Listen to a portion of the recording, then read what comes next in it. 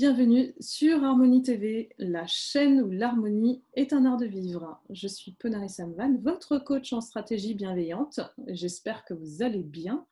Et aujourd'hui, je suis ravie d'accueillir l'auteur de nombreux ouvrages connus, un visionnaire de la médecine naturelle et holistique, et qui a parcouru le monde pour aller chercher des techniques hors du commun. Luc Baudin. Bonjour Luc. Bonjour Ponari et bonjour à tous. Écoutez, je suis content et heureux et je vous remercie de l'opportunité de m'exprimer. Et puis, je souhaite apporter le plus que je peux à tous les spectateurs. Merci beaucoup Luc, c'est un plaisir. Vous êtes un ancien médecin, hein, diplômé en cancérologie clinique et puis spécialiste en thérapie naturelle, hein. Vous êtes également conférencier, formateur, auteur de nombreux best-sellers comme Ho'oponopono Nouveau, Aura, la médecine spirituelle, le grand manuel de protection de soins énergétiques et puis nettoyage, protection et prévention énergétique des personnes et des lieux que j'ai avec moi et soigner avec l'énergie et les 131 fiches de soins énergétiques que j'ai pris plaisir à découvrir. Voilà le coffret. Donc c'est un guide complet hein, qui, sous forme de fiches, nous permet effectivement de nous former et puis de mettre en pratique la théorie. Luc, on peut voir une ligne directive dans votre carrière où vous avez été précurseur dans les années 80 par rapport à la notion d'énergie, de notre santé, notamment spirituelle, voire donc holistique. Pourriez-vous nous en dire plus sur votre approche à ce sujet? Comment vous avez fait ce constat? Oh, j'ai eu deux lignes directives. Je vais vous parler déjà de la première. Je pense que je vous parlerai de la seconde un petit peu plus tard, quand on abordera davantage les soins énergétiques. Mais la première directive, c'est qu'en fait, ma mère a été atteinte d'une récidive de son cancer. Et moi, j'étais interne à ce moment-là. Et c'est vrai que je connaissais bien les hôpitaux, les services, etc. Donc, je l'ai pas mal piloté dans tous les services. Elle a été très bien accueillie, soignée. Par la médecine conventionnelle, mais c'est là que je me suis aperçu aussi des lacunes que pouvait présenter celle-ci. Et donc, c'est pour ça que lorsque je me suis installé, déjà je me suis installé en tant qu'acupuncteur, homéopathe et sophrologue. Et, et donc, mais j'étais médecin généraliste, je faisais des gardes de semaine, de week-end, etc. Je faisais le boulot de médecin généraliste que j'appelais plutôt à l'époque médecin de famille, qui correspondait davantage à la situation que je trouvais très agréable et très positive. Et donc, pendant tout le temps où j'ai exercé, c'est-à-dire pendant 25 ans, j'ai suivi des formations de médecine naturelle. Donc, j'ai fait de l'oligothérapie, de la nutrition, de l'ostéopathie, de la myothérapie, de la micronutrition, de la micro-immunothérapie, etc. Donc, je ne vous donne pas la liste parce qu'elle est longue et fastidieuse et n'a plus trop d'intérêt. Et puis après, je me suis aussi passionné sur tout ce qui était pensée. Donc déjà, j'étais effaré par la puissance de notre pensée, ne serait-ce que par l'effet placebo. Quand on voit que l'effet placebo, c'est déjà 35% de tous les bénéfices qu'on en tire avec toutes les thérapies, tous les médicaments, 35%, c'est énorme, c'est énorme. On pourrait même dire 35% des guérisons viennent de l'effet placebo. Donc c'était vraiment extraordinaire. Et à l'époque, d'ailleurs, les laboratoires présentaient leurs médicaments, toujours des études qui étaient contre placebo. Donc, je voyais des résultats faramineux de l'effet placebo aux grandes dames des visiteurs médicaux qui insistaient sur les résultats de leurs produits. Ça donnait des résultats du genre 55% avec le produit, 35% avec l'effet placebo. Et donc, je leur disais, donc, pour avoir 20% de plus que l'effet placebo, il faut s'offrir les effets secondaires du médicament. Donc, j'ai toujours été un peu sarcastique et le mauvais petit canard de la fable Et donc, la puissance de la pensée, la sophrologie aussi, parce que j'ai découvert avec la sophrologie ou l'hypnose, qu'on pourrait dire aujourd'hui, la puissance de la pensée, parce que le sophrologue met la personne en état modifié de conscience, mais c'est pas le sophrologue qui va faire l'arrêt de la douleur, l'arrêt du saignement, ou que sais-je. C'est vraiment l'esprit du patient qui va agir sur son corps. J'ai beaucoup travaillé aussi sur le stress, donc les groupes de prière où j'ai rencontré Maggie Lebrun à l'époque, qui était une femme extraordinaire, et ces groupes de prière faisaient un bien considérable déjà psychologiquement aux personnes. Et puis, j'ai vu après ça des études remarquables qui ont été faites à Harvard aux États-Unis sur ces groupes de prière, même quand les personnes ne savaient pas qu'on priait pour elles. Donc, c'était vraiment aussi effarant. D'ailleurs, pour le placebo, il y avait aussi une étude qui était extrêmement intéressante, c'est que le placebo fonctionnait même si la personne savait que c'était un placebo. C'est-à-dire, le médecin disait, bon, ben, vous avez tel problème, je peux vous donner tel médicament, mais je peux vous donner ce placebo, est-ce que vous êtes d'accord pour prendre le placebo? Et les personnes qui acceptaient de prendre le placebo avaient également un résultat, je ne peux pas vous dire le pourcentage par contre, mais avaient un résultat bénéfique sur leur santé. Et puis, après ça, souvent, j'avais souvent à l'époque beaucoup de magnétiseurs, de guérisseurs, de thérapeutes qui venaient à mon cabinet parce qu'à l'époque, beaucoup d'entre eux étaient refusés par mes collègues parce que de par leur métier. Et moi, j'étais parmi les seuls à leur dire venez, bienvenue, etc. Au contraire. Et puis, bah, j'ai pu discuter comme ça au fil du temps.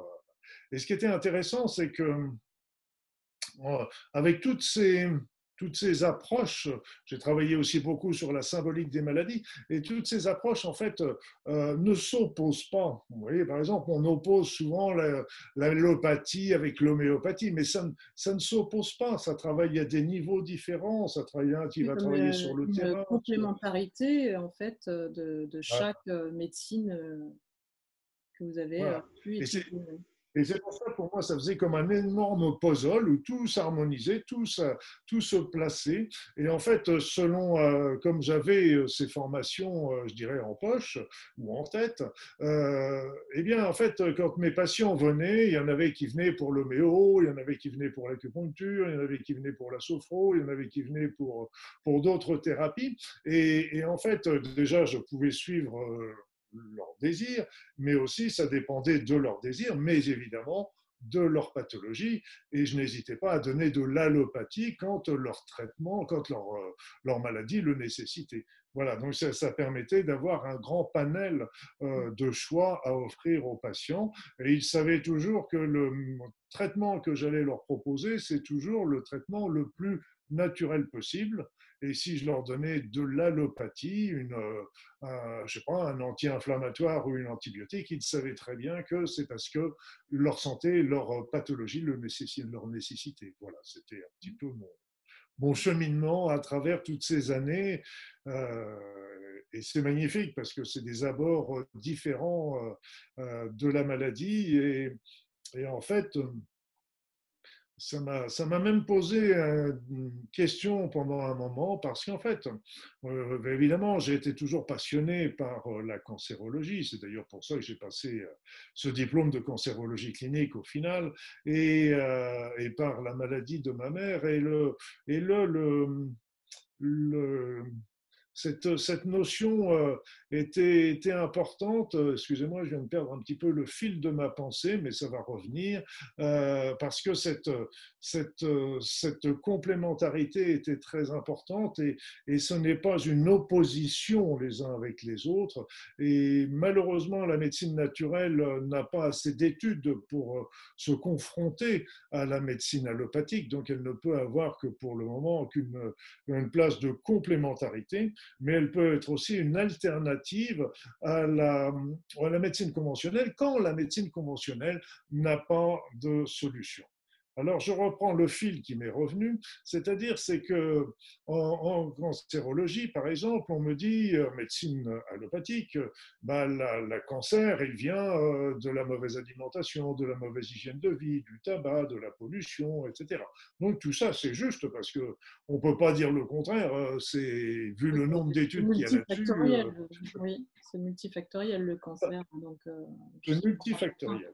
Mais quand on regarde la médecine allopathique va l'expliquer comme étant un problème de terrain, un problème d'acidose, un problème de polluant. Après ça, je vais du côté des soins énergétiques ou de l'acupuncture, on parle que c'est un blocage énergétique.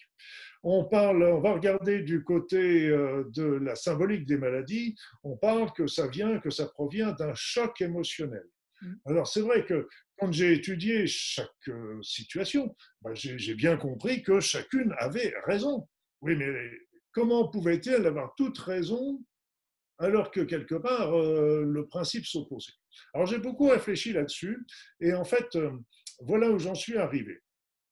La première chose, c'est que avec la médecine conventionnelle et médecine naturelle, quelque part, présentent malgré tout des choses qui sont très proches au niveau physique en employant des termes différents. Quoique la médecine naturelle ajoute la notion de terme.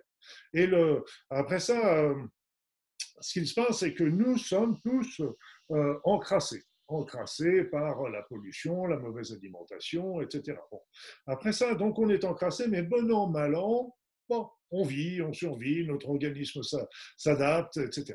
Et puis, un beau jour, arrive un gros choc émotionnel, un gros choc émotionnel. Et ce gros choc émotionnel va symboliquement aller se fixer sur un organe, et pas symboliquement, énergétiquement, je devrais dire plutôt, et donc, parce que ce sont des fréquences similaires, et en fait, ça va provoquer un blocage énergétique sur cet organe.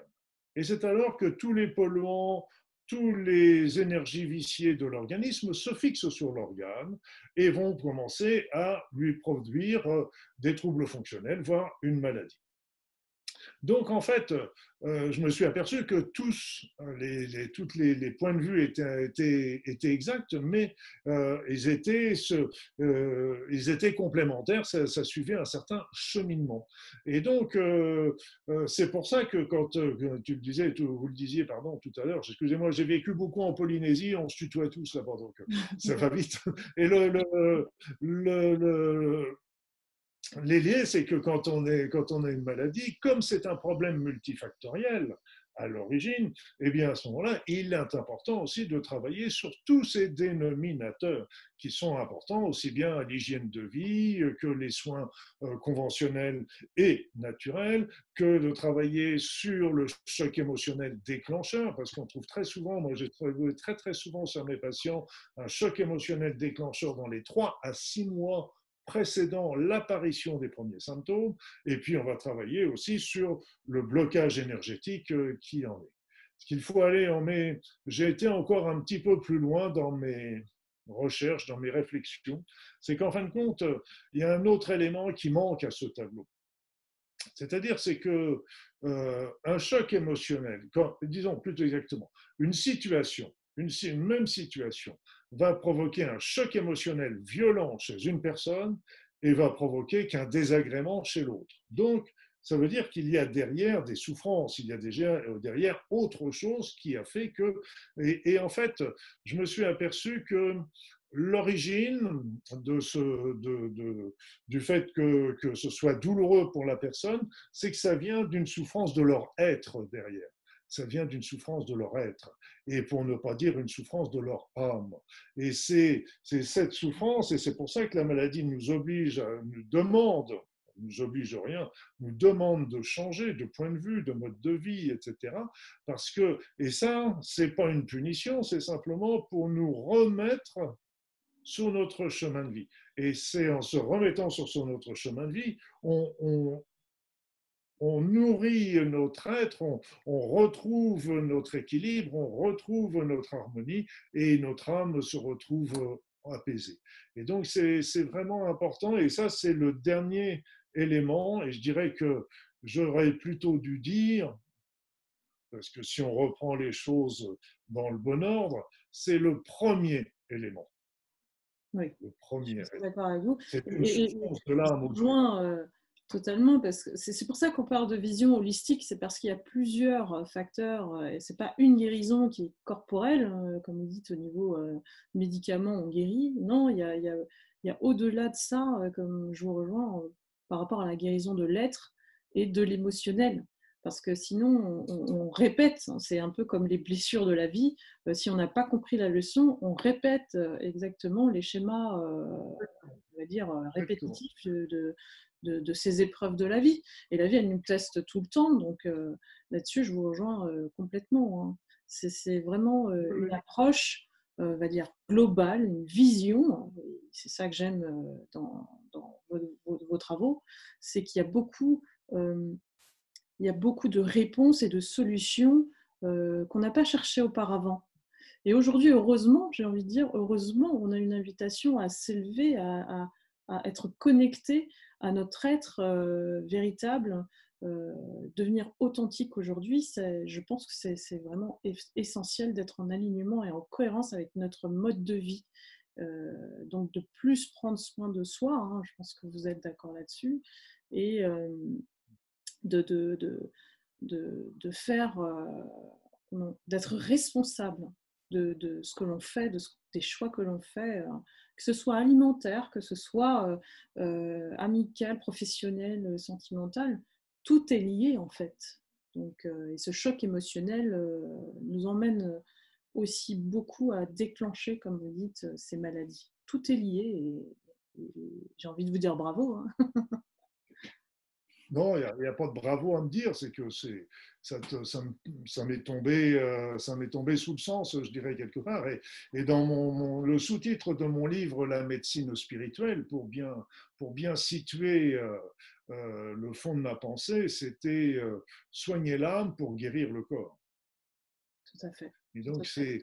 c'est vraiment extrêmement intéressant. Et il y avait le docteur Bach aussi, Édouard Bach, c'était le père des fleurs de Bach que beaucoup de personnes connaissent.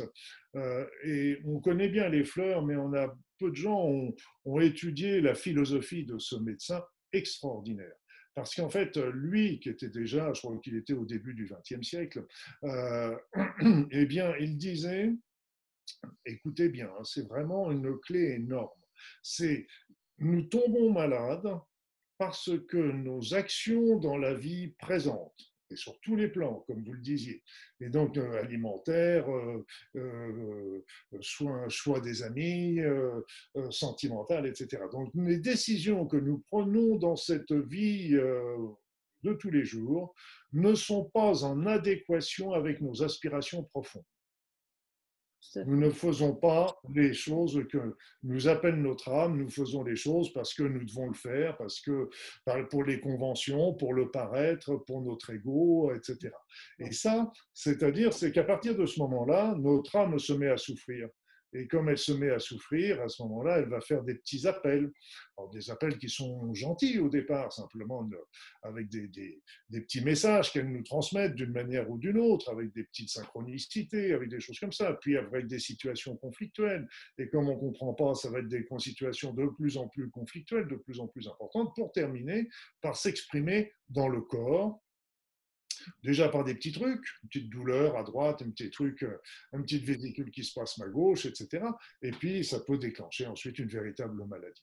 Voilà, donc j'ai trouvé que la phrase du docteur Bach était extrêmement pertinente et personnellement, s'il y a une prévention à la maladie, une prévention, c'est vraiment d'être, comme vous le disiez, être soi-même, parce que d'ailleurs, c'était Oscar Wilde qui disait soyez vous-même parce que tous les autres sont pris. Oui. Et, et donc, c'est déjà important, être soi-même, vivre en adéquation avec ses pensées, sortir du paraître, parce que vous avez de la valeur, on a tous de la valeur et il faut arrêter de se décrier par rapport à ça. Et donc, c'est vraiment important d'arriver à comprendre et à suivre nos véritables aspirations. Alors, de temps en temps, c'est vrai que dans cette société, ça demande du courage parce qu'on se met souvent au banc de la société, on peut se mettre au banc d'un certain nombre d'amis, voire de la famille, qui ne comprennent pas ce que l'on veut. J'ai envie de Mais dire je dirais, qu'être soi, c'est un véritable cheminement, un parcours du combattant, hein, finalement. Donc, et on se oui, mais confronte je à cette dirais que société qui reste dans le paraître. Voilà, et donc on se confronte aux gens, mais ce qui est aux personnes qui ne sont pas énergétiquement comme nous. Voilà. Oui, tout à fait. Ils ont pas les mêmes points de vue, on n'a pas tous les mêmes motivations, on n'a pas tous les mêmes entrains, mais on a tout fait de porter nos points de vue à l'autre. Et ce qui est intéressant, malgré tout, c'est que dans ces situations, il y a une épuration qui se fait, et c'est là qu'on retrouve véritablement les vrais amis, et c'est là qu'on retrouve vraiment les gens qui nous aiment, parce que même s'ils ne nous comprennent pas, ils sont heureux de nous voir heureux quelque part. Donc, euh, C'est les vrais c'est amis. extrêmement important par rapport à ça. Parce que le Justement, paraître, en plus, on n'apprend pas à paraître, mais on a plein de casquettes. Hein. exactement. Moi, c'est ce que j'appelle des masques. Les masques sociaux face à la famille, face aux professionnels, voilà, on est des multifacettes, on va dire, et c'est Ouais. difficile de se retrouver soi si on ne se connaît pas, on se laisse entraîner facilement par les autres. Et justement, dans votre livre Nettoyage et protection énergétique, de ces personnes qui sont dans le paraître, c'est vraiment très utile aussi au niveau des lieux. Hein. Je vous remontre à mes abonnés le livre, voilà, Nettoyage et protection énergétique des personnes et des lieux. Et dans ce livre, vous proposez des remèdes, hein, des techniques, des protocoles qui nous permettent de comprendre ce monde subtil et invisible en termes énergétiques, puisque c'est non palpable, euh, comme les énergies négatives, et comment s'en protéger. Donc, vous affirmez que chacun pourra poursuivre sa vie de manière libre et autonome en procédant à une transmutation à travers les énergies notamment d'amour, puisque ce sont les plus puissantes pour élever les consciences, pardon. Mais encore faut-il le comprendre. Donc, que préconisez-vous pour éveiller ces personnes que j'appellerais entre guillemets non spirituelles aujourd'hui, qui ne savent pas prendre du recul sur elles-mêmes tout simplement, et même si ça paraît un défi complètement invraisemblable pour certaines personnes qui ont du mal à quitter ce que vous disiez, cette cuirasse communément appelée ego, qui nous illusionnent, ou du moins comment se prémunir sans qu'elles aient un impact dans notre vie, et notamment notre santé psychique et physique, comme par exemple un burn-out aujourd'hui. C'est vrai que la vie, de toute façon, se charge de nous envoyer des signes, à tous, à tous, à tous. Mais ces signes, souvent, peuvent être dérangeants. Je vais vous donner un exemple. J'avais une patiente un jour qui m'explique que dans sa maison, elle avait des soucis parce qu'en fin de compte, il y avait des bruits, il y avait la lumière dans la cuisine qui s'allumait, qui s'éteignait, on a sa radio qui s'allumait toute seule, etc. Donc, et ça ressemblait étrangement à des visites de défunts ou d'entités dans sa maison qui s'amusaient un petit peu à ses dépens, souvent pour lui prendre son énergie d'ailleurs. Et donc, moi, à cette époque-là, j'exerçais ma médecine, mais je n'étais pas très versé dans cette. J'étais comme je le suis aujourd'hui, et je lui ai conseillé d'aller voir un magnétiseur de mes amis qui allait faire le nettoyage de sa maison, ce qu'il a fait. Et quand je l'ai revu à la consultation suivante, à cette femme, je lui ai dit, alors comment ça se passe chez vous, ça va, c'est passé, c'est terminé? Et elle me répond, ah, bah de quoi vous me parlez? Bah, vous aviez bien la lumière qui s'éteignait, votre radio, votre machin, vous aviez des bruits. Ah, ah oui, ah non, il n'y a, y a rien, mais je pense que j'ai rêvé. Voilà. Parce que de temps en temps, même en nous mettant le nez dessus, c'est vrai que ça dérange parce que d'un seul coup, Ouais. ça bouscule automatiquement un certain nombre de croyances que l'on peut avoir, et les habitudes et le monde matériel est déjà beaucoup plus rassurant. Quoique aujourd'hui, bref. Et il est déjà beaucoup plus rassurant. Donc de sortir, de faire l'effort de se dire ah ben j'ai entendu quelque chose, donc ça veut dire que c'est une entité, un défunt, donc ça veut dire qu'il y a quelque chose après la mort, ça veut dire qu'ils peuvent revenir nous voir, ça veut dire plein de choses. Donc Et de l'admettre, ça, finalement, d'admettre que ces phénomènes arrivent. exactement. Exactement. Ben, vous savez, moi j'ai eu par exemple pour moi personnellement, j'ai eu des photos comme ça qui m'ont assez impressionné.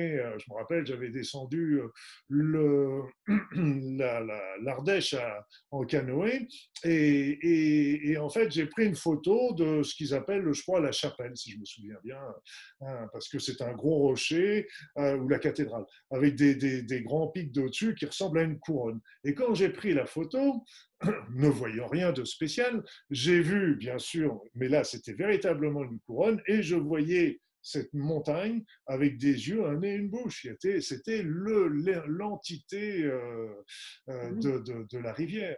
J'ai fait aussi une autre photo d'un Christ parce que je le trouvais sympathique. Je le trouve toujours sympathique, hein, Jésus, mais c'était une photo de ce Christ. Je prends la photo, je la fais à l'époque, je l'ai fait développer parce qu'à l'époque c'est comme ça que ça marchait, et quelle ne fut pas ma surprise de voir autour de la tête de Jésus deux auréoles blanches.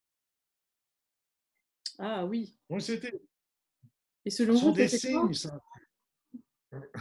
Donc ce sont des signes, on les entend pas. Si ça nous Mhm. dérange, on dit ah ça y est, il m'a caché ma photo parce qu'il a mis des trucs dessus. Puis il y a d'autres fois, on peut dire ah bah tiens, qu'est-ce que ça veut dire? C'est qu'est-ce que donc c'est peut-être quelque chose à creuser, etc. Donc c'est pour ça qu'il moi pour les autres, bien tout simplement je dis mes pensées, je dis mon expérience. Quand c'était des patients comme cette femme, je lui disais allez voir un magnétiseur qui va nettoyer votre maison. Mais après ça, chacun fait comme il veut.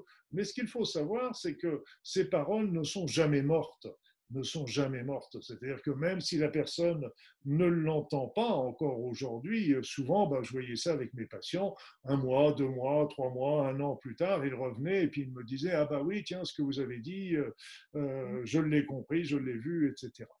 Alors ce qu'il faut voir, c'est que nous sommes, et ce qui est génial aujourd'hui, c'est que la physique quantique vient à notre secours. Notre secours dans le sens que elle déjà nous montre que cet univers n'est pas un univers matériel, mais c'est d'abord un univers énergétique. Énergétique. Et donc ça, c'est vraiment extraordinairement important parce que la matière, toutes les particules ne sont que des concentrés d'énergie et sans arrêt, l'énergie se transforme en matière et la matière se transforme en énergie. Nous vivons dans un maelstrom d'énergie. Par exemple, quand on voit le vent qui vient nous frapper, nous on voit des petites molécules d'air qui viennent caresser notre peau, mais en fait ce sont aussi d'énormes champs électromagnétiques qui nous traversent, qui nous informent, qui nous nourrissent également et qui sont importants pour nous. Donc on est des êtres énergétiques qui vivons dans un maelstrom d'énergie et quelque part, la matérialité n'est qu'une exception à sa règle. Alors que nous, on pensait plutôt que c'était la généralité et l'énergie, mais non, c'est l'inverse, c'est exactement l'inverse. C'est que et c'est ça aussi qui est très intéressant à bien considérer, c'est que pourquoi l'énergie se transforme en matière? Eh bien, pour qu'elle se transforme en matière, c'est qu'il faut qu'il y ait derrière une information, Mhm. une pensée. Et là, même pour créer cet univers, il a fallu une pensée. Là, ça commence à devenir dangereux, dérangeant et dangereux peut-être, mais dangereux, dérangeant pour certains parce que derrière cette pensée, chacun y mettra le mot qu'il veut. Et c'est très intéressant parce que ça nous montre aussi que notre pensée transforme cette énergie incohérente qui nous entoure en énergie cohérente qui nous donne quelque part nos formes. Et donc, dans, dans ce monde énergétique, Dieu merci, la majorité des énergies sont bienveillantes pour Oui, nous. Et parce heureusement. que c'est elles qui nous nourrissent, Donc, nos stress, nos peurs, ne pas tomber encore dans la paranoïa, parce que si elles étaient vraiment méchantes, etc., on ne serait plus là depuis bien longtemps. Hein. Oui. Donc il y a la majorité, on baigne dans un univers énergétique qui est bienveillant pour nous. Et j'insiste sur ce mot-là. Bienveillant, c'est de la joie, c'est du bonheur, c'est de l'amour. Donc, je peux vous dire d'où ça vient, mais bon, on en parlera peut-être plus tard. Et en fait, dans cette énergie, on est dans un monde de dualité. Le jour et la nuit, le masculin, le féminin, etc. Et donc, il y a des énergies bénéfiques et il y a des énergies, on va qualifier ça, non bénéfiques. J'aime pas trop le terme maléfique parce que tout simplement, regardez le feu. Le feu, bah, on est content du feu parce que ça nous chauffe l'hiver, ça va nous permettre de cuire nos aliments, donc c'est bénéfique. Mais le feu qui va produire un incendie dans notre maison, on ne va pas dire que c'est bénéfique. Donc, comme quoi, il y a toujours cette dualité et ces énergies, je dirais négatives à ce moment-là, qui viennent de notre environnement, des autres, voire d'autres dimensions comme du monde des esprits ou d'autres encore, bah évidemment peuvent venir nous perturber. Une pensée de quelqu'un qui ne vous aime pas ou qui vous en veut fortement et qui a de la rancune pour vous, de la colère pour vous, ben, cette énergie qu'il va vous envoyer risque de vous perturber. À l'inverse, faites l'exercice, un petit exercice qui est super sympa, celui-là. Et donc, vous vous mettez à deux, face à face, et puis vous décidez lequel des deux va commencer par envoyer de l'amour à l'autre. Et donc, l'autre se met en réception, il ne fait rien. Et au bout de quelques minutes, on inverse les rôles. Et ce qui est extraordinaire dans cet exercice, c'est qu'on voit tout l'effet bénéfique de cet amour que l'on reçoit. On voit aussi tout l'effet bénéfique de l'amour que l'on envoie.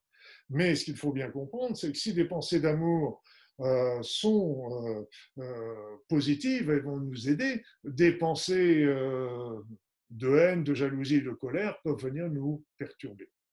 Donc, et après ça, il y a des personnes qui le font volontairement. Il y a des professionnels qui.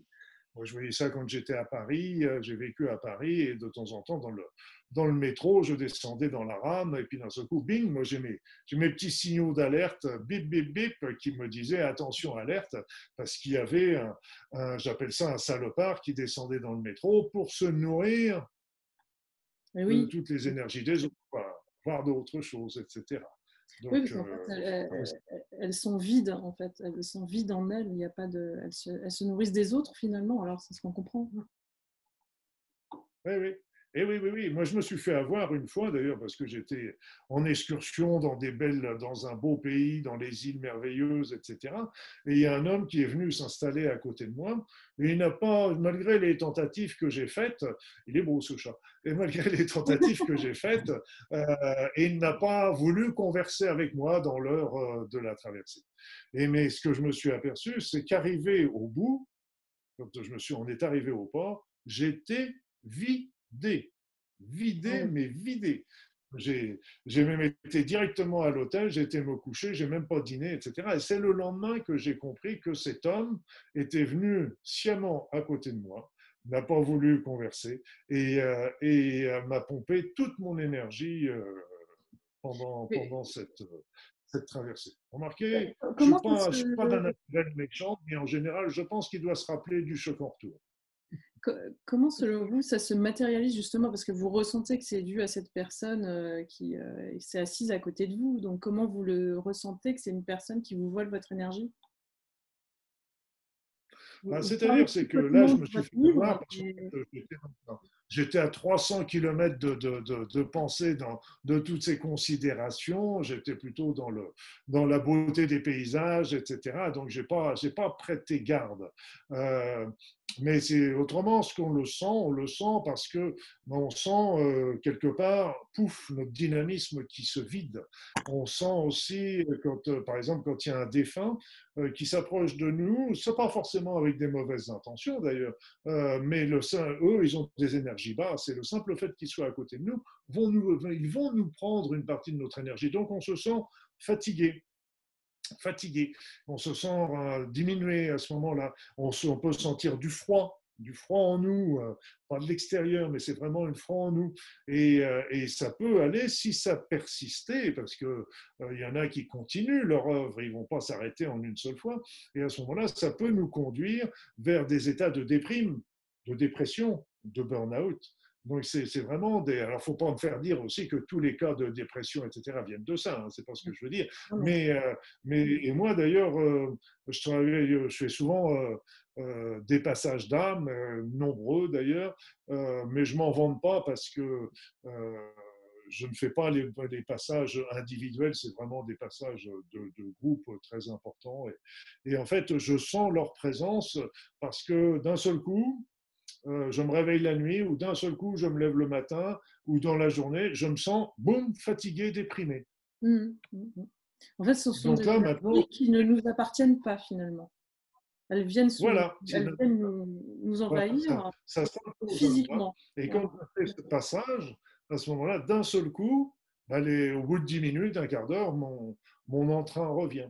Dans le jet d'un sort, par exemple, c'est souvent un symptôme extrêmement important de aussi une grosse fatigue qui nous apparaît. C'est le prémisse, le premier signe que l'on peut avoir par rapport à ça.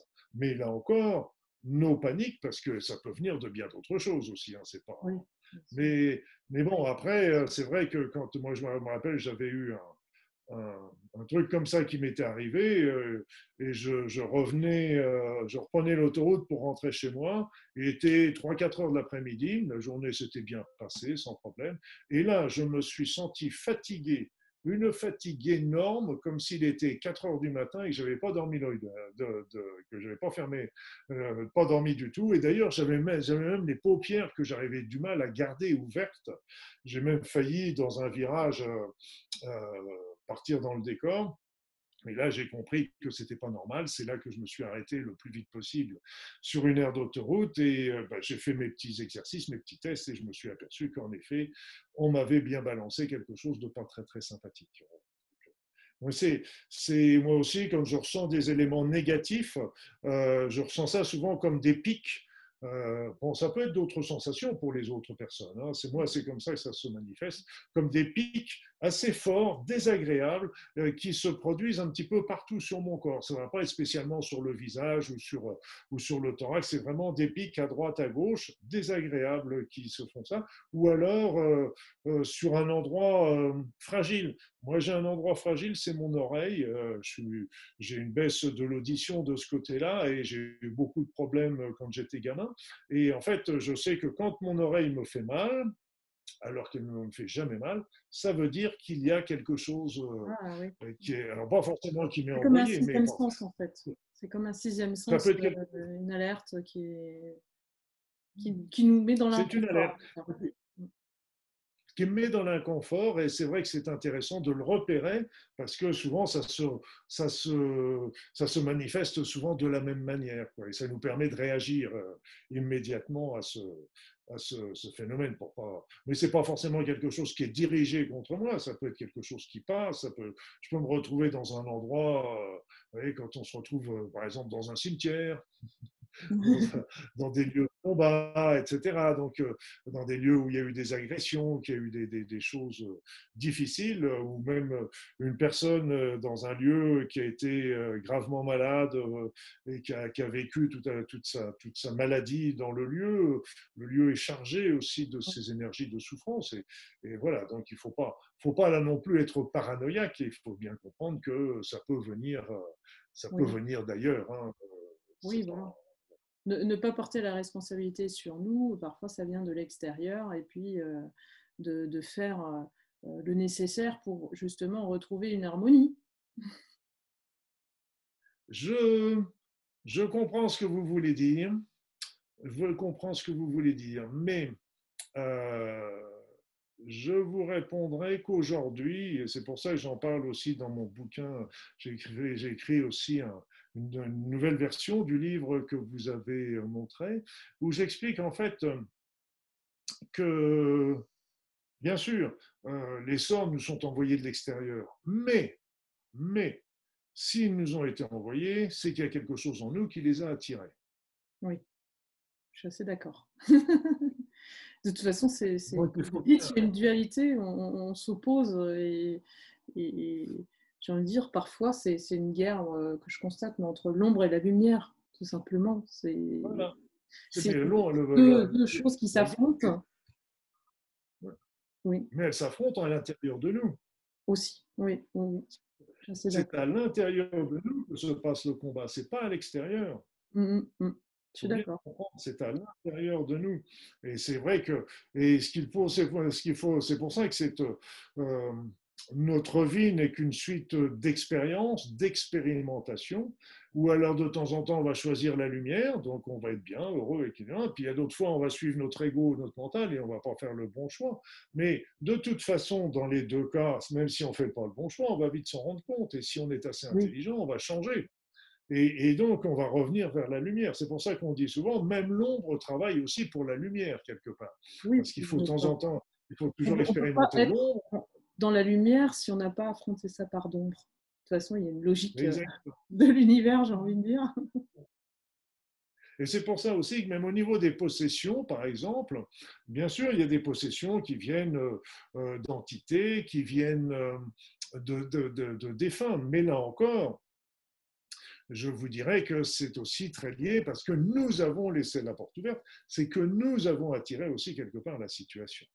Mais plus fort encore, euh, c'est que quand toutes les techniques que je livre, d'ailleurs je livre les techniques aussi pour rapport aux possessions dans le livre, toutes les techniques que j'utilise sont toujours ce ne sont pas des techniques de combat.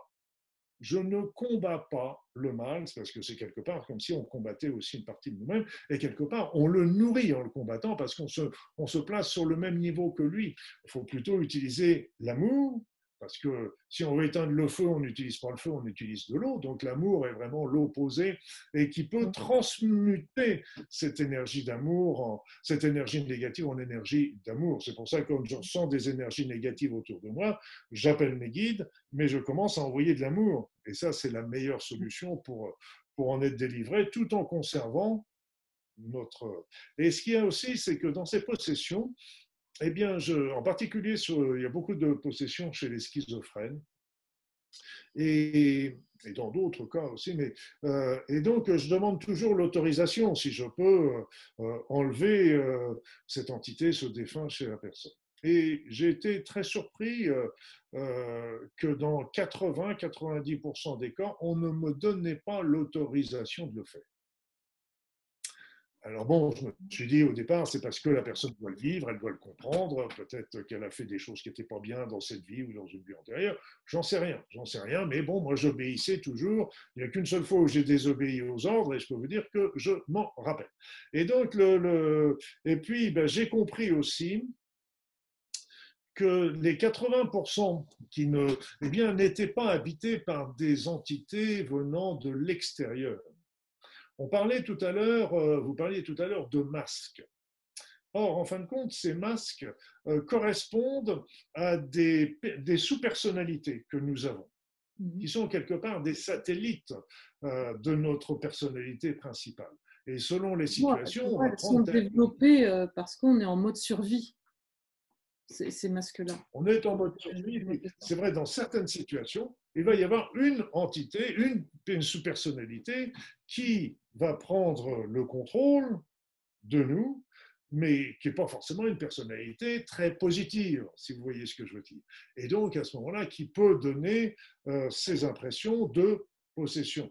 Mais en fin de compte, ces impressions de possession. Et d'ailleurs, j'avais travaillé pendant un moment avec un ami psychologue et on n'y arrivait pas à chaque fois, loin s'en faut, mais on travaillait en faisant un travail psychologique, on poussait le schizophrène, la personne de schizophrène, à découvrir qu'à l'intérieur d'elle, il y avait un mécanisme qui n'était pas elle.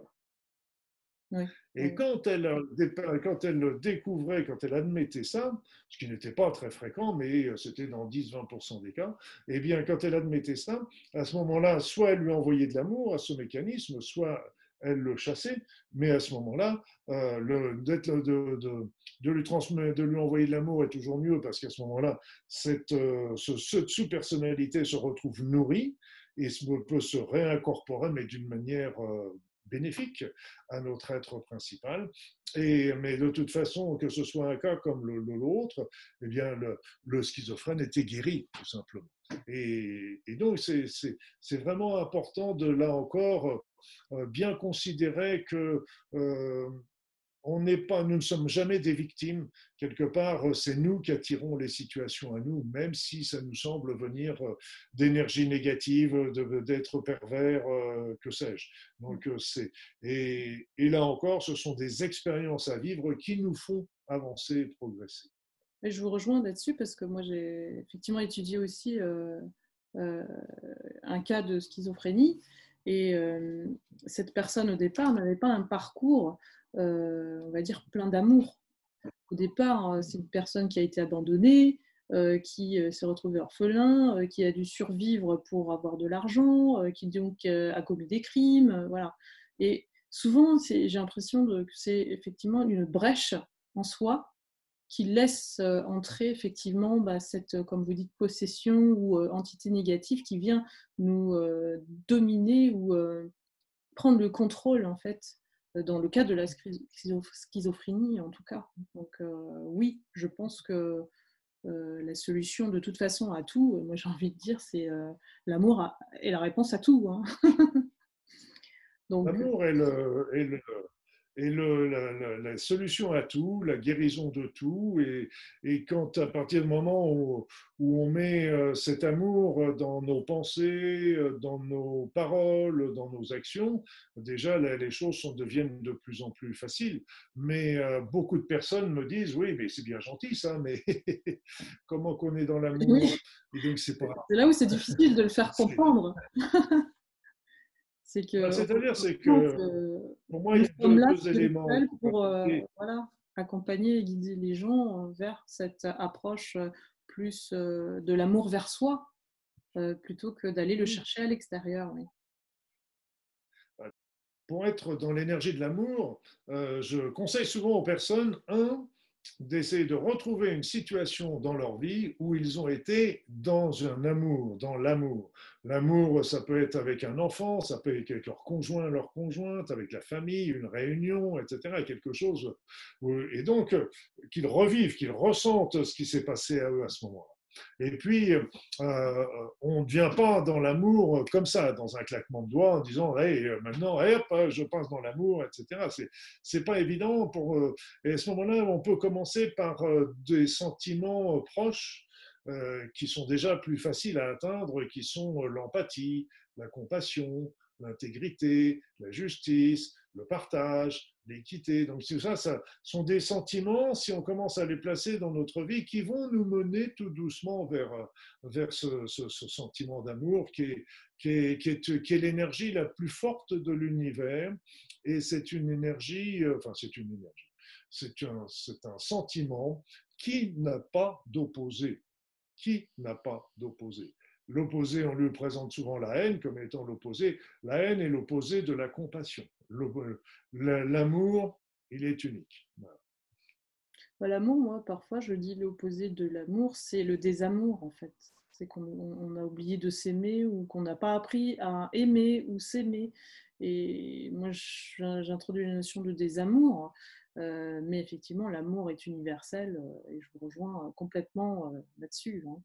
Et justement, comment on peut espérer aujourd'hui, hein, puisqu'on est dans un monde voilà, de paraître et que la planète elle est en train de connaître une ascension, là je parle de taux vibratoires, hein.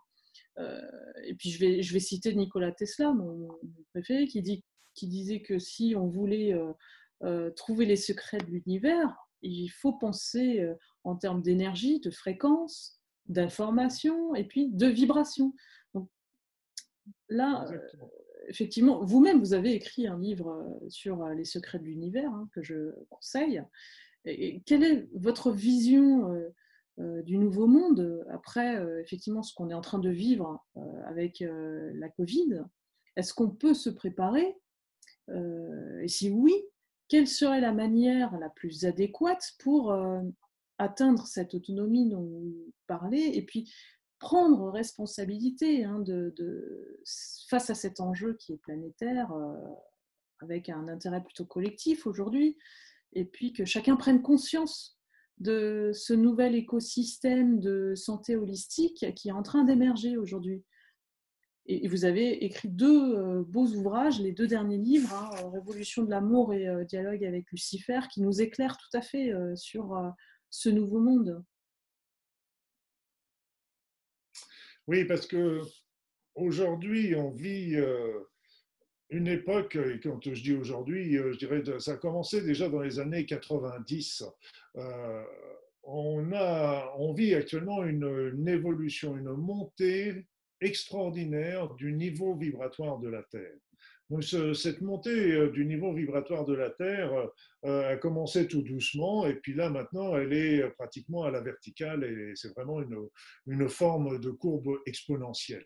Donc pour vous donner un exemple, je ne rentrerai pas dans les détails des unités bovies, etc., mais bon, si on prend ces unités, eh bien dans les années 90, on était aux environs de 6500 unités bovies, et aujourd'hui on est aux alentours de 35 000.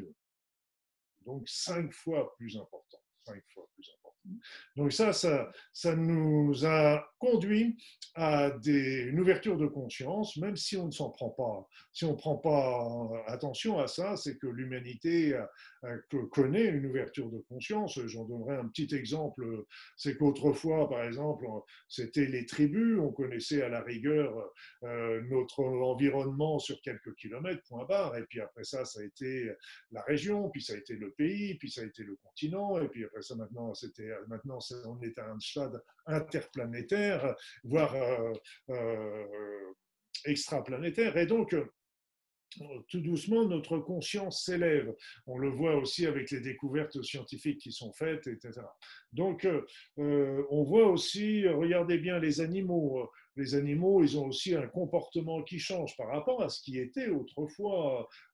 Souvent, moi, je voyais les chiens se renifler l'arrière-train pendant des heures quand ils se rencontraient. Et là, à la rigueur, ils le font un petit peu pour se faire la présentation. Et puis après ça, c'est comme s'ils conversaient ensemble, comme s'il y a quelque chose qui change autour de nous, et on n'en prend pas garde parce qu'on est trop perdu dans nos pensées. Donc cette évolution naturelle nous pousse à, à être à de plus en plus de conscience, à une évolution spirituelle quelque part de l'être humain. Et puis de l'autre côté, nous connaissons ce qui se passe avec la Covid, qui est une période très douloureuse pour l'ensemble de l'humanité, parce que d'un seul coup, tout le monde qu'elle avait construit jusqu'à présent commence à s'effilocher, à partir un petit peu avec les faillites, avec les problèmes de mauvais, on ne peut plus circuler comme on voulait, on se trouve distancié, etc. Alors, on peut considérer que cet épisode de la Covid déjà nous tire vers le bas alors qu'on est aspiré vers le haut. Donc, on est déjà extrêmement perturbé par ces deux aspirations opposées. Et puis, on peut considérer la Covid de deux manières. La première, ce qui est de se dire, waouh, oui, mais la Covid, la distanciation nous a enfermés chez nous. Là, maintenant, on nous passe des lois liberticides, etc. Donc, on est en train de vivre une époque terrible où on va se retrouver dans un état dictatorial, voire un gouvernement mondial comme en parlent certains. Donc on peut le voir comme ça, on peut l'analyser comme ça. On peut l'analyser aussi en disant non, le gouvernement ne veut que notre bien, et donc ce qu'il fait, c'est pour notre bien à tous, et suivons ses conseils. Après ça, il y a l'autre côté, c'est si on suit cette ascension énergétique, on peut considérer que la Covid, tout ce qu'elle entraîne, c'est une phase d'épuration de l'être. Parce qu'en fin de compte, cette distanciation, ces confinements, qu'est-ce que ça fait? C'est que ça nous place face à nous-mêmes.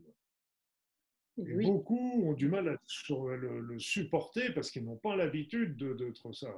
Et se sautent sur leur télévision, sur les tablettes, etc., pour essayer de combler ce vide. Mais combien de personnes, surtout après le premier Covid, ont commencé à dire, bah oui, nous, on voudrait changer de métier, on voudrait changer de région, on voudrait aller à la campagne, etc. Donc, on s'aperçoit que c'est pas ça qu'on veut faire, etc. Donc, il y a cette prise de conscience qui est importante. Et je dirais que tant que tant qu'on n'a pas compris, c'est un petit peu comme la maladie dont on parlait tout à l'heure, tant qu'on n'a pas compris, ben, les situations reviennent de plus en plus fortes, de plus en plus intenses, etc. Nous obligeant à comprendre les choses. Parce qu'en fait, le niveau vibratoire de la Terre monte. Mais ce qu'il faut bien comprendre, c'est que l'être humain est fait pour vivre au niveau vibratoire de la Terre. Donc, s'il monte, nous devons le suivre. Ce n'est pas est-ce que nous voulons, c'est que nous devons le suivre. C'est une obligation simplement pour maintenir notre équilibre, l'équilibre de notre être. Donc, c'est pas, on n'a pas le choix quelque part. Et ce qu'il faut savoir aussi, c'est que si on peut se dire, ah oui, mais là, bon, moi, je suis pas mal là, en ce moment, je reste comme ça. OK, mais qui ne suit pas, si on reste stable, le niveau vibratoire de la Terre va continuer de monter sans nous. Et donc, en fin de compte, on était peut-être au bon niveau à un moment, mais on se retrouve largement en dessous après. Donc, il faut bien comprendre qu'il doit le suivre. Et c'est pour ça que j'avais écrit d'ailleurs un manuel que j'ai mis à télécharger gratuitement sur mon site, qui s'appelle Manuel de vie ou de survie, avec des conseils pratiques pour arriver à suivre ce cheminement. Ce cheminement, tout simplement, il revient à ce qu'on a dit tout à l'heure par rapport à la maladie, c'est que c'est la maladie, on peut dire la Covid, c'est quelque part la maladie planétaire. oui. Et en fait, cette Covid nous oblige en tant qu'humanité à changer. Et donc, qu'est-ce qu'elle veut? Elle veut simplement que nous retrouvions notre chemin de vie, notre chemin d'être, notre chemin de notre âme. C'est tout ce qu'elle veut. C'est pas une punition là encore. C'est simplement, c'est pas un Comme jugement se de Dieu. reconnecter à sa mission de vie, en fait, ou découvrir sa mission de vie, Voilà, simplement. découvrir ses aspirations. C'est pas très compliqué, mais pour ceux qui cherchent, leur chemin de vie, et Dieu sait qu'aujourd'hui tout le monde recherche ce chose-là. Eh bien, je dirais que on a la réponse, par exemple, avec les personnes qui font des états de mort imminente, les émis. Souvent, ceux qui reviennent nous disent, en fait, ils se retrouvent complètement transformés et disent, de toute façon, il n'y a qu'une seule chose qui est importante dans cette vie, c'est l'amour. Nous sommes là pour expérimenter, pour vivre, pour développer l'amour. Et donc, c'est les personnes qui cherchent leur chemin de vie, ben, je dirais, commencer par vivre l'amour. C'est la première raison d'être sur cette terre. C'est ça. Après ça, le reste, je dirais, la souffrance n'est pas obligatoire. Si nous suivons notre chemin de vie, nous serons toujours dans la joie et le bonheur. Et pourquoi la souffrance n'est pas obligatoire? C'est parce que tout simplement, la preuve, c'est qu'elle nous fait souffrir. Donc, ça veut dire que c'est pas bon pour nous. Et donc, c'est plutôt, elle est là pour nous dire, attention, là, un petit voyant ça s'allume, bing, bing, bing, une petite souffrance physique, morale, peu importe, et qui nous dit attention, c'est pas tout à fait la bonne voie que tu es en train de choisir également. Là, et on connaît ça au niveau planétaire. Et c'est pour Moi, ça j'ai envie de qu'on vous va poser une vers question. une. Il y a sûrement, dans la population mondiale, il y a sûrement une catégorie de personnes qui ne va pas pouvoir suivre cette élévation planétaire. Qu'est-ce qui va leur arriver à ces gens-là? Voici une bonne question. Voici une bonne question. C'est sûr que. Mais ce qu'il faut savoir, c'est que il y avait une belle parabole dans l'Évangile là-dessus, comme quoi il y avait des gens qui se préparaient depuis des années à passer dans les énergies élevées, et puis il y avait les personnes qui se préparaient qu'à la dernière minute à ce passage. Mm. Et en fait, arrivé de l'autre côté, les gens qui s'étaient préparés depuis des années étaient jaloux un peu des autres qui avaient réussi à rentrer, alors qu'eux n'avaient fait qu'un petit cheminement de dernière minute, si je peux dire.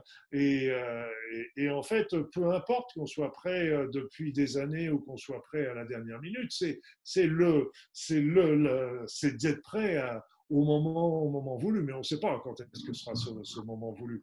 Et qu'est-ce que deviendront les personnes euh, C'est toujours très difficile à dire, c'est que euh, là, on est dans le domaine des hypothèses. J'en avais parlé d'ailleurs dans un roman que j'ai écrit qui s'appelle Projet Humana. Et c'est vrai que j'avais décrit, c'est une hypothèse, hein, je ne sais pas du tout ce qui va se passer, mais j'avais décrit comme si la Terre se dupliquait. Une Terre qui va rester dans les fréquences habituelles, matérielles, etc., les fréquences basses, et avec toute la population qui restait sur cette fréquence. Et puis l'autre Terre s'était dupliquée et s'était mise à vibrer sur une autre fréquence avec la population adéquate et était partie dans une autre dimension, dans la dimension suivante, je dirais.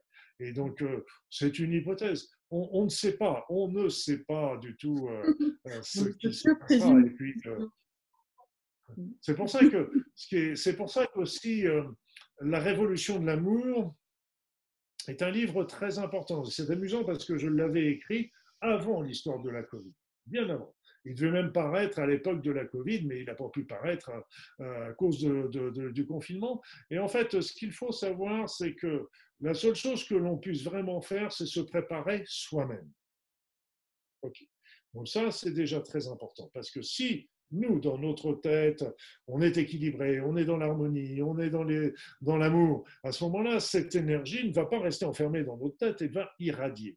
Et c'est dans cette révolution de l'amour, j'incite les personnes à développer ce sentiment et de faire même des petits moments de méditation et d'envoyer cet amour autour d'eux.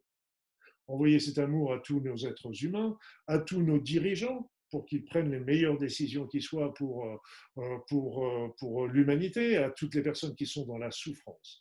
Parce qu'en fait, il y a des expériences, et il y en a une particulièrement d'un Indien qui s'appelle Miharishi, qui a démontré sur des petites expériences locales, sur des villes et choses comme ça, que s'il y a un groupe de personnes qui vibrent sur cette fréquence-là, à ce moment-là, elle peut modifier l'ensemble des paradigmes de la population. Et cette population, le nombre de personnes est faible, en ce sens que lui, il avait élaboré du genre, c'était la racine carrée de 1% de la population. Donc c'était quelques milliers, peut-être quelques dizaines de milliers de personnes qui vibreraient sur cette fréquence sur la Terre pourraient peut-être entraîner et aider les autres ainsi à monter leur niveau vibratoire, à aider les gouvernants à prendre les décisions les plus justes et les plus équitables pour toute l'humanité.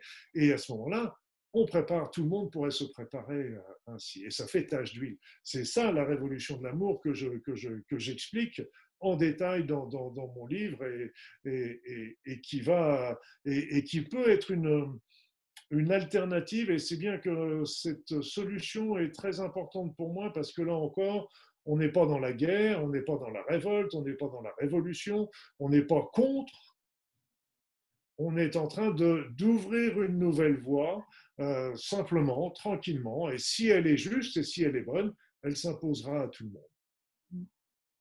Pour vivre en paix. Souhaitons la paix intérieure à tous. Oui, parce que ce qu'on rêve, c'est une société équitable, une société de partage, une société de compréhension entre tous, une société où chacun pourrait développer ses talents, ses capacités, ses aspirations, son être. C'est ça, vivre en harmonie avec la nature, respecter la nature, revenir à une alimentation, je dirais, plus frugale, plus simple, plus équilibré par rapport à nous, arrêter de dévorer la planète, sa place, tout arrêter de la simplement. polluer. Pardon? Où chacun aurait sa place, hein, tout simplement, sans devoir Exactement. se battre, sans faire la loi du plus fort, voilà, sur une égalité. En plus, humaine, C'est il ce y que a un j'explique peu aussi. plus d'humanité. Oui, parce que la loi du plus fort, la compétition est une aberration, parce que notre société, on est dans la compétition dès le plus jeune âge, parce que déjà, rien qu'à l'école, il y a le premier, il y a le dernier, il y a les zéros, il y a les machins, il y a les trucs. Moi, je me rappelle, il y avait des gamins qui partaient en classe de neige, ils allaient peut-être encore voir la neige pendant 5 jours, une fois dans leur vie, ces gamins. Eh bien, le cinquième jour était passé pour leur faire passer un concours pour obtenir un flocon. Et je leur dis, mais on s'en fout du flocon. Ils auraient été bien mieux à aller jouer. Ils étaient tous stressés parce qu'ils avaient passé le flocon, etc. C'est ridicule. Et ce qu'il faut voir, c'est que, bien sûr, il y a eu une certaine compétitivité au sein de l'évolution, mais l'évolution sur cette terre a été basée surtout par la coopération. Parce que si c'était vraiment la compétition, les lions, ils auraient mangé depuis longtemps toutes les gazelles et puis il n'y aurait plus rien. Et donc, il y a toujours, là, il y a de la destruction pour l'équilibre, mais la plupart, c'est la compétition. Et je donne par exemple l'exemple le plus simple que j'ai eu, c'est comment s'est constituée la première cellule. Alors, on dit qu'il y avait dans une flaque d'eau, il y avait plein d'organites vivants, et puis il y a eu une période de sécheresse. Donc, l'eau, elle diminue, la flaque d'eau allait disparaître, et là, ce qui aurait pu se passer, si ça avait été la compétitivité, c'est qu'ils seraient tous bagarrés entre eux, parce qu'il y en a un qui se dirait, si je suis plus tout seul, s'il reste encore un peu d'eau, je vais pouvoir survivre. Voilà, logique, c'est ce qu'on nous apprend. Mais en fait, c'est ce qui s'est passé, c'est que les différents organites se sont associés pour créer une sorte de mini-aquarium où ils ont pu tous vivre, survivre, et chacun travaille trouvant sa place. Et donc, ça a été la coopération qui a créé, c'est l'union vraiment de la carpe et du lapin à ce moment-là, et qui a pu créer cette première cellule, cette premier élément de vie. Et donc, il faut sortir de cette notion de compétitivité, d'être le meilleur, d'avoir le pouvoir, de la puissance, etc. Et puis aussi sortir de notre insatisfaction Oui, courante, parce que c'est pas en achetant une belle voiture ou une grosse télévision qu'on va avoir du bonheur. Et donc le bonheur, il est à l'intérieur de nous, c'est pas ça. On peut acheter une bonne télévision parce que ça nous fait plaisir, mais il faut bien comprendre que c'est un plaisir, c'est pas un but. Et donc le but, c'est vraiment d'être heureux, d'être bien. Et qu'est-ce que moi, j'étais parti pendant 1 an et demi à la fin de mes études de médecine en routard avec mon sac à dos. J'ai visité un nombre considérable de pays avait dans les populations. Je vivais comme la population locale. Et en fait, quand je suis revenu de tous ces pays où j'ai vu des choses extraordinaires, eh bien, je me suis dit, mais qu'est-ce que tu en tires de tout ça? Qu'est-ce que tu en tires? Et en fait, ce que j'ai compris, c'est qu'à travers de toutes les populations que j'ai rencontrées sur tous les continents, eh bien, je me suis aperçu que de quoi rêve tout le monde? C'est pas compliqué. On rêve tous de la même chose. On rêve d'avoir de quoi manger, d'avoir un toit sur la tête, d'avoir notre famille autour de nous, d'avoir des amis et d'être en paix avec tout le monde. Et c'est ça de quoi on rêve. On rêve pas de. Et toutes les guerres, toutes les révolutions sont fomentées par certaines personnes qui recherchent le pouvoir, l'argent et qui envoient les autres. Parce que moi, autrefois, il y avait les généraux, ils étaient au milieu de la bataille. Au moins, ils avaient cette franchise-là. Et là, maintenant, on envoie les soldats, on envoie les autres, on envoie des hommes de paille. oui, Et c'est trop facile. Trop facile. facilement. Mais sur ces bonnes paroles, c'est effectivement ce qu'on retient, c'est qu'il y a un véritable retour à l'essentiel, une simplicité de vivre à travers la joie de vivre, l'amour, le bonheur, rendre les gens heureux et vivre avec les uns et les autres. Tout à l'heure, tu disais que tu opposais l'amour au désamour. Mm. Non, parce que le désamour, ce n'est pas l'opposé, c'est le non-amour. C'est différent. Oui, c'est C'est un la moment. neutralité. Oui. C'est pas l'inverse, hein, c'est vraiment de ne pas avoir d'amour. C'est pas un opposé en soi, c'est pas Mm. quelque chose qui s'oppose, c'est une. Et puis l'autre élément, c'est aussi, c'est pas un hasard en plus si ça arrive en ce moment, c'est que il m'est arrivé du livre l'inspiration pour écrire un livre qui s'appelle Dialogue avec Lucifer, donc qui remue beaucoup de choses parce que Lucifer était un archange qui était le porteur de lumière, hein, donc, et le plus grand serviteur de Dieu. Et en fait, j'ai eu l'inspiration, appelez ça comme vous voulez, d'un dialogue avec cet être qui est venu me trouver et on a dialogué et il a réécrit, il a représenté toute l'histoire qui nous est donnée depuis la Genèse, l'arbre de la connaissance, le serpent, que sais-je, et puis ce mal, ce diable, ce qui vient toujours nous chercher, etc. Et là, il nous montre, euh, il nous remontre l'histoire d'une autre manière, parce qu'il faut bien comprendre que l'histoire qui nous est présentée a été écrite, réécrite, modifiée au cours de tous ces millénaires, et on ne sait plus très bien où se trouve la vérité. Lui nous donne sa vérité. Il nous donne sa vérité, et ce que j'ai trouvé très beau, c'est qu'en fin de compte, c'est une vérité pleine de lumière, d'amour, de Étonnant. respect du divin, Ah oui. respect du divin, et qui replace l'être humain au centre de, de, de ce qu'il est. Et donc c'est un grand livre d'espoir, en fait, qui m'a beaucoup troublé. Et comme je l'écris dans le livre, c'est qu'en fait, j'ai longtemps hésité à le publier, et enfin pas trop longtemps quand même, et en fait, parce que je ne savais pas si... Et puis je me suis dit, en fin de compte, c'est pas à moi de choisir, c'est au lecteur. Donc c'est le lecteur qui va obtenir, qui va avoir une autre vision de tout ce qui est présenté, et pour moi, j'ai beau la décortiquer, je l'ai toujours, et c'est pour ça que je l'ai publié, j'ai fait publier, c'est qu'elle est pertinente. Mm.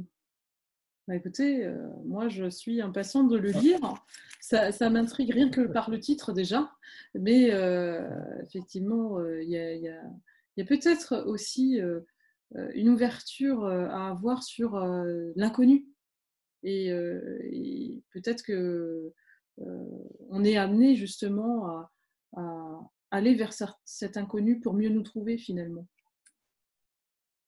Et Donc oui, il faut sortir de notre zone de confort, comme on dit. voilà, Sortir de notre zone de confort. tout à fait.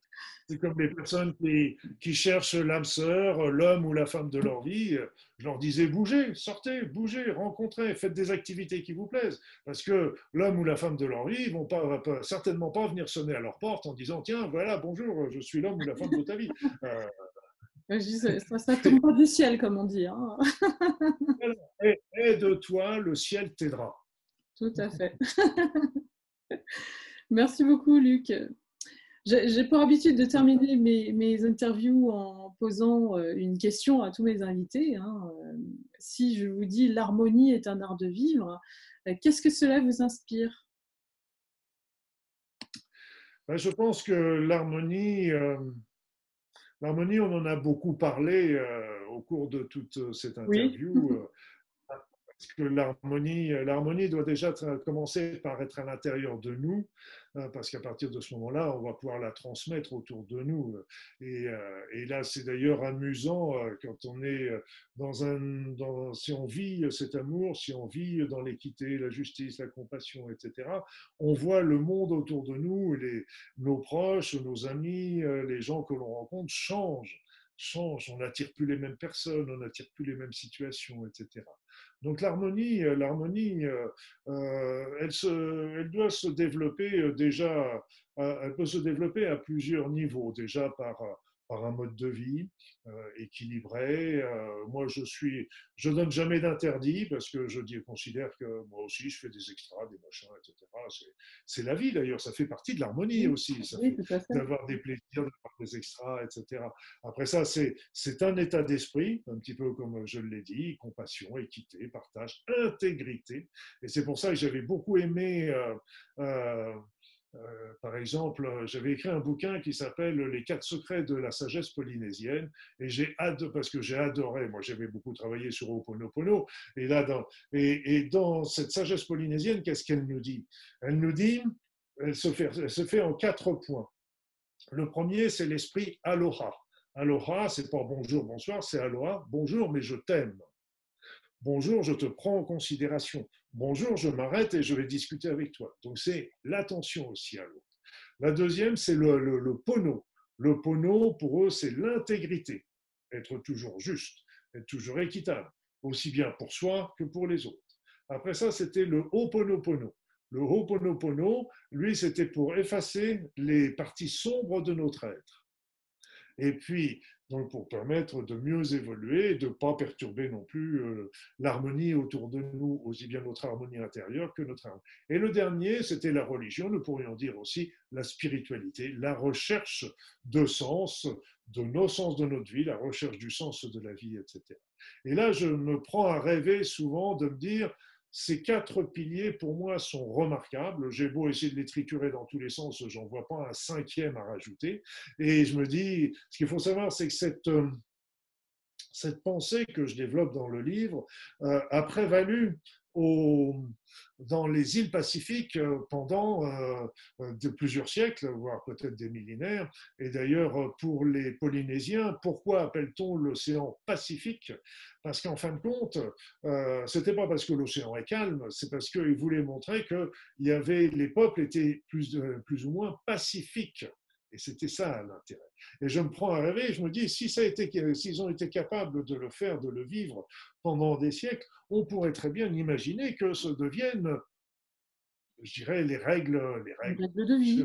J'aime pas le mode de vie, la pensée de l'ensemble. Et je pense que ce serait quelque chose de merveilleux. C'est pour ça que j'avais voulu écrire ce livre, parce que j'ai trouvé qu'elle était trop belle, et c'était le rêve est justement là, c'est que et aujourd'hui, c'est devenu une pratique appliquée au quotidien, hein, de toute façon, ces règles-là. Donc, oui, mais c'était le Ho'oponopono, mais le Ho'oponopono est inclus oui. dans cet esprit aloha. Est inclus dans cet esprit aloha qui va encore bien plus loin que le Ho'oponopono.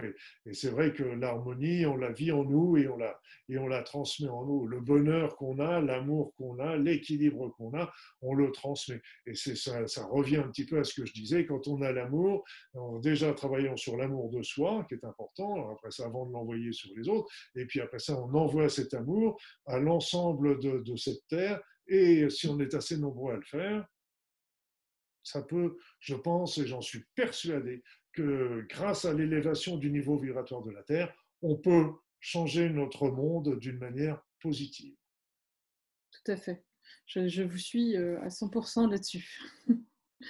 Merci beaucoup, Luc, pour cette formidable interview. Ça a été un plaisir. Retrouvez les actualités de Luc Baudin sur son site www.luc-baudin.fr. Je remercie tous ceux qui nous ont suivis et vous retrouve bientôt sur Harmonie TV. N'hésitez pas à vous abonner sur mon site www.ponarisanvan.fr et je vous dis à très bientôt, Luc. Merci Ponari, et merci à tous de m'avoir écouté. Bonne journée.